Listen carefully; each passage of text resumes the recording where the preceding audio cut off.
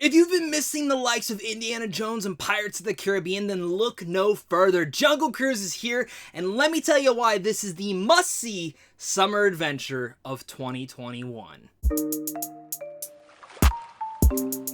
What's going on, buddy? Welcome back to a brand new movie review. Today we're going to be discussing Jungle Cruise, which stars the likes of Dwayne Johnson, Emily Blunt, Jack Whitehall, and Jesse Plemons.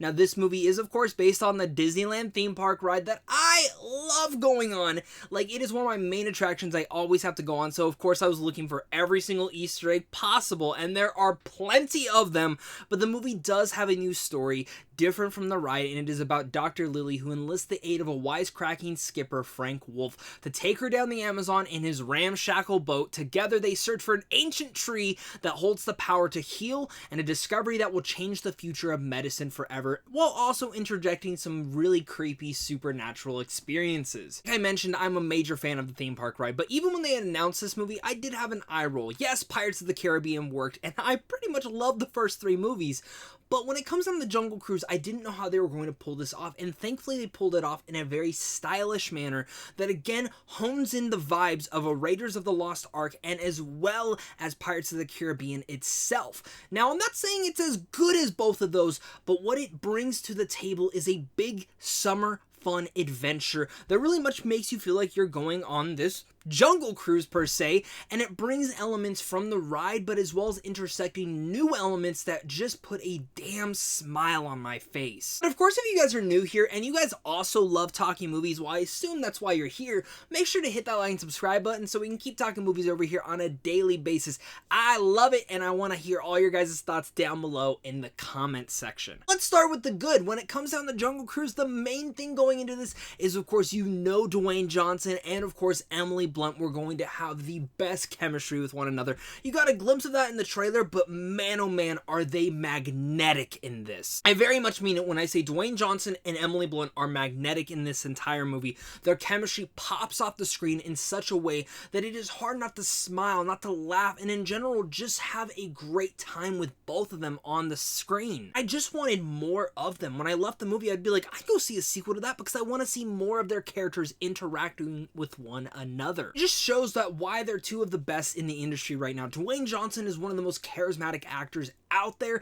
and Emily Blunt is one of the best actresses in the world right now. Mixing that all together just brought this great layer to it all. Even with those two actors, there are two more great ones that ham up the roles and have so much fun with it, and that is Jack Whitehall and Jesse Plemons. Now let's start with Whitehall real fast because he is someone that I'm not really familiar with, but he steals a lot of the moments in here, and a lot of the humor knits so well to his character in particular, and I like how they end up playing off and actually giving development to each and every one of these people so you understand why and what their motives are. And Jesse Plemons, I mean, there's not really much motives to his character being this Nazi Germany maniac who just wants to win and get this new power that everyone else is going after, but man oh man, does he eat up the scenery, and Plemons just killed it. Every single time he was on screen, I could not help but just love him. He is one of the best underrated actors right now, and it shows in this movie why. One of the other things that must be noted in here is James Newton Howard's score. Wow, one of the best Disney live action scores that I've heard in quite a while. Sometimes they're a little bit not memorable, but this one will stick with me for quite a while, adding the tension and exhilaration that each and every set piece gave, but adding it to that next level. Howard really went off on this one, and it became a very memorable moment. I think that's the thing that I really dug about this, is because his score really much interjected that vibe that I was really needing from this big sprawling adventure through the Amazon, and I really dug that overall because, like I said, I got feelings and vibes of Raiders of the Lost Ark and Pirates of the Caribbean, and I just loved that feeling, that adventure swashbuckling nature. I needed more of that in my life, and I wish more films were made like that. Of course, when you have the likes of Emily Blunt and Dwayne Johnson leading your film, you know you're going to smile and laugh, and that's what I did throughout this entire movie. Throughout the entire runtime, I could not just stop sitting there smiling and enjoying myself. And one of the biggest things, like I mentioned earlier, I am a major fan of this ride, so I was looking for all the little Easter eggs, and Trust me, Disneyland fans, you are going to love the Easter eggs in here, because there are ones in here that, again, for people who have never ridden the ride, are going to think are completely corny and cheesy and don't work. But if you get the vibe of what the ride is, they really much interject that entire feeling into this movie.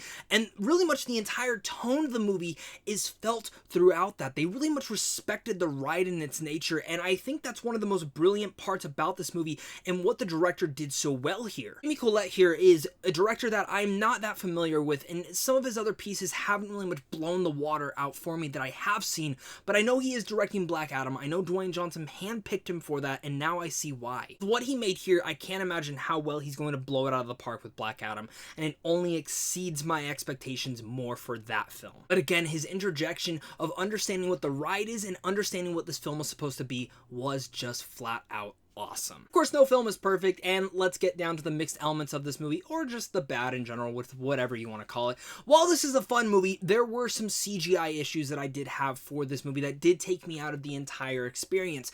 Not for a long time, but definitely some things where I was like, that definitely needed a touch-up. That definitely needed a touch-up. I don't want to sit here and say, oh, like, everything needs to have the best CGI in the world. But when I look back at, like, some of the older Pirates films, which are literally over 10 years old at this point, and the CGI is still pretty flawless in those movies, I look to the future and I expect almost every big-budgeted movie to have that great of CGI. I think sometimes they over-relied on it in that nature, and some of the CGI was great for this. And some of it was a little bit wishy-washy. And just adding in a little bit more, some of the production design could have been a little bit stronger. I could tell some of it was on a soundstage, and I didn't love that. As well as the story itself is a little bit predictable. You pretty much know where it's kind of gonna go, and before an event happens where a twist and turn might happen, you kind of guess it right beforehand. Even with those nitpicks, honest to God, this was just a fun movie. Families going to eat this thing up, and I think Jungle Cruise is the summer adventure we all need to go on. With vibes from Raiders of the Lost Ark to Pirates of the Caribbean, this movie will bring a smile to your face. The entire cruise, the entire ride down the Amazon is just such a blast. The Easter eggs galore, you're all gonna smile if you've been on the ride. The way that Collet really much interjected the vibe of the ride into this movie was probably one of the most brilliant things of it all. As a major fan of that ride, I felt so satisfied with this, and I couldn't help but smile and laugh. Dwayne Johnson and Emily Blunt are magnetic with one another, and I cannot wait to see if we get more of the Jungle Cruise later down the road, and I fingers crossed we do, because I want to go on more adventures with these two, especially with the way that they ended the film. Overall, I absolutely ate up all of the Jungle Cruise, and I think many of you guys are going to as well. So with all that said, I'm going to give the Jungle Cruise a B+. So yeah, it was a little bit predictable, and the CGI was a little bit wonky at times and took me out of my exhilarating feelings and my adventure, but overall, I can't imagine someone walking out of this and being like, I did not have fun, I had no smile to myself. You're insane if you think that. Thank you once again, guys, for clicking on this. You guys are seriously all the best. Many more reviews coming this week. This is a big week for movies, and I cannot wait to discuss those movies with you guys. So make sure to hit that like and subscribe button, comment down below your guys' thoughts, head on over to Samtron Films on how to see films early, and of course, it's a big thank you to you, and a big thank you to my Patreon supporters, because without you, I would not be able to do this. So of course, until next time, stay class.